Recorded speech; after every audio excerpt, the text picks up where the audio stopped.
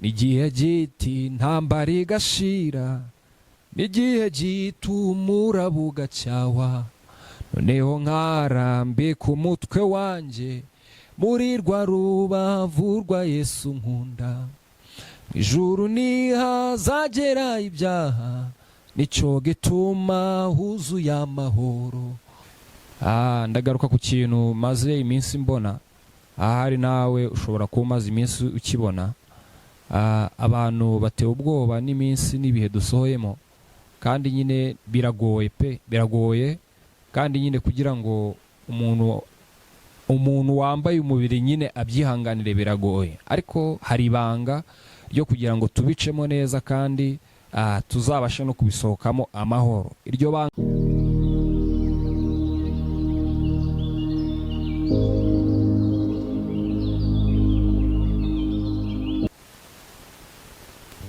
nongeye kubasuhuza bene data mu izina rya Yesu Kristo.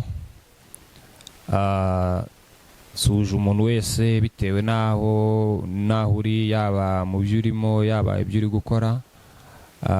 Wowe unteze amatwi aka kanya, ndagira nkwifuriza umugisha aya masaha.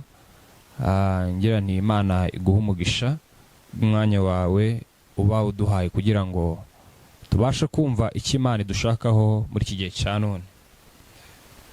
Ndagaruka ku kintu maze iminsi mbona, ahari nawe ushobora kuba umaze iminsi ukibona.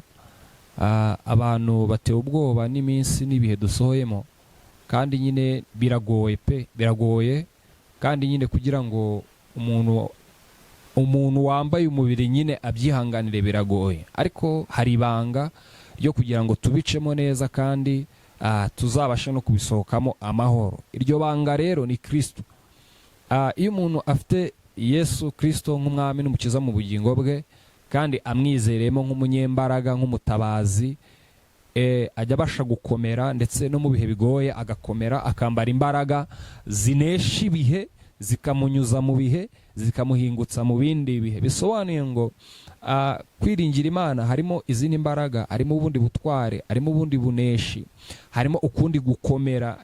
Mbese kwizera Imana bijya biguhesha kunesha ibyo abandi bananiwe, kunyura aho abandi batanyuze. Niyo mpamvu rero iby'Imana ikora biradutangaza. Niko umuririmbyi yavuze, undi aravuga ngo ni igihe gitoya intambara igashira.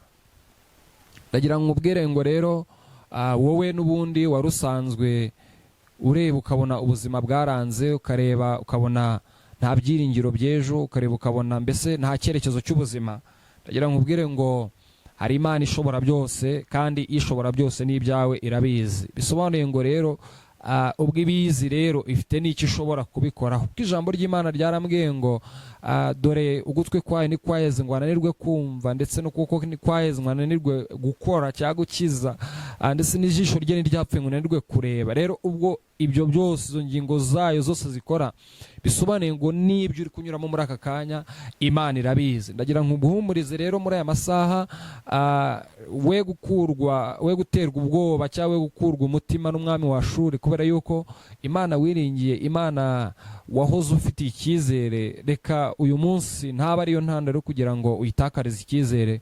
Ahubwo ibi byose turi kunyuramo, urugero abantu bari kureba bakabona ibintu birahenze ku isoko, bakabona ibintu mbese ubuzima burakakaye. Ejo noneho ahoze ndi kubyumva, umuntu aho yahoze ari kuvuga ati, abantu bahoze bari kuvuga ngo ibintu noneho ubu turabaho gute, mbese ko ibintu byahenze, noneho bajya kuri mituweli bakabona ibintu birakaze. Ariko ndagira ngo kura amaso aho hantu uri kubona byakaze, hanyuma ubanze usubiza amaso inyuma ku mirimo Imana yagiye ikora. Ibyo biraza kuguha imbaraga zo gukomera ndetse zo kureba imbere, kubera yuko biravuga ngo twe tubasha kumenya iby'uyu munsi, ariko iby'ejo bimenywa n'Imana. Birasaba yuko rero wambara imbaraga zo kwizera zivuga ngo Mana, aho wankuye hari habi cyane, n'aha ngaha siho hakunanira. Ibyo birakwambika izindi mbaraga rero zibasha kugukura muri icyo gihe, zikagutereka mu kindi gihe. Nubwo nyine abantu barabona yuko byagoranye, ariko wowe urajya uvuga ati, urajya ugenda uririmba nka wa muririmbyi uvuga ngo ubwo umwami Yesu ankunda ndiki ndamahoro. Reka muririmbyi wa 69 mu Gakiza, indirimbo z'agakiza, niwe uvuga ngo n'igihe giti intambara igashira, n'igihe gitumura bugacyawa, noneho nkarambika umutwe wanjye muri rwa rubavu rwa Yesu nkunda. Ijuru ntihazagera ibyaha, nicyo gituma huzuye amahoro. Ijuru ntihazagera ibyaha, nicyo gituma huzuye amahoro. Noneho ntacyo umubabaro untwaye, kuko nza wibagirirwa kwa Yesu. Nubwo ngifite kubabazwa mu isi, mu ijuru nta mubabaro n'urupfu. Imana izahanagura amarira, izavanaho umubabaro wose. Imana izahanagura amarira, izavanaho umubabaro wose. Ndagira ngo nkubwire ngo hari Imana ijya ihanagura amarira. Hari igihe umazemo iminsi gitumye urira cyane, ariko ndagira ngo nkubwire ngo kurira kwarira umuntu nijoro, bwaca mu gitondo impundu zikavuga. Umuririmbyi aravuze ngo ni igihe gito intambara igashira. Ibyo uri kunyuramo byose ndagira ngo nkubwire yuko ari iby'igihe gitoya. Imana rero ikeneye yuko wongera ukayigirira icyizere, kubera yuko ibyo yakoze n'ubundi nusubiza amaso inyuma urasanga bitari ku mbaraga zawe, nusubiza amaso inyuma urasanga nta ruhare wabigizemo, nusubiza amaso inyuma urasanga nta ruhare rw'abantu rwabigizemo. Ariko Imana ikeneye yuko ubanza kumva yuko ibi ngibi uri kubona ni iby'igihe gitoya. Ni iby'igihe gitoya. Ukwiye kwambara imbaraga zikomeye zigomba kugucisha muri ibi bihe. Niyo mpamvu rero ugomba kwizerera muri Yesu, ukavuga ati Mana, Dawidi niwe wavuze amagambo akomeye avuga ngo nibutse iminsi ya kera Mana bitumye nkurambura amaboko. Suko intambara zari zishize imbere ye, suko ibibazo byari bishize imbere ye, ahubwo nuko yari yibutse iby'Imana yamukoreye bikamutera kuramburira Imana ibiganza, avuga ngo Mana ndagushimiye kubwo wankuye naho bangejeje, nushimwe uhabwe icyubahiro.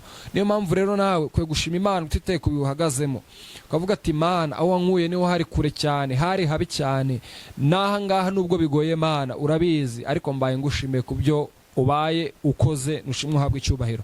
Rero izo mbaraga urazikeneye. Niyo mpamvu Dawidi yavuze amagambo akomeye muri Zaburi 125, aravuga ngo abiringiye Uwiteka Imana ameze nk'umusozi wa Siyoni utabashika kunyeganyezwa, ahubwo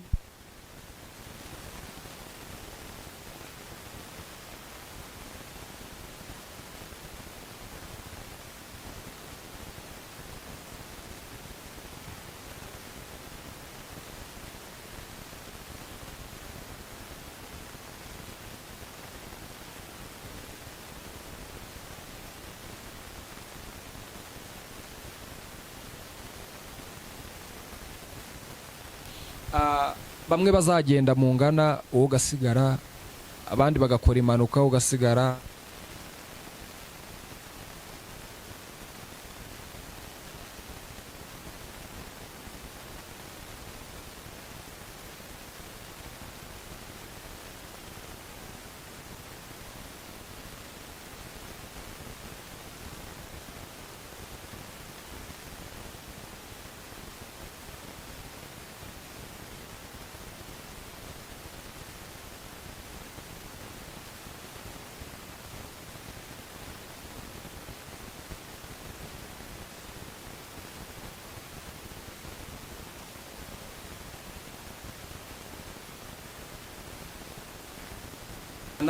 Niko kwiza kuri twese, kubera yuko nta muntu wiringiye Imana ngo akorwe n'isoni.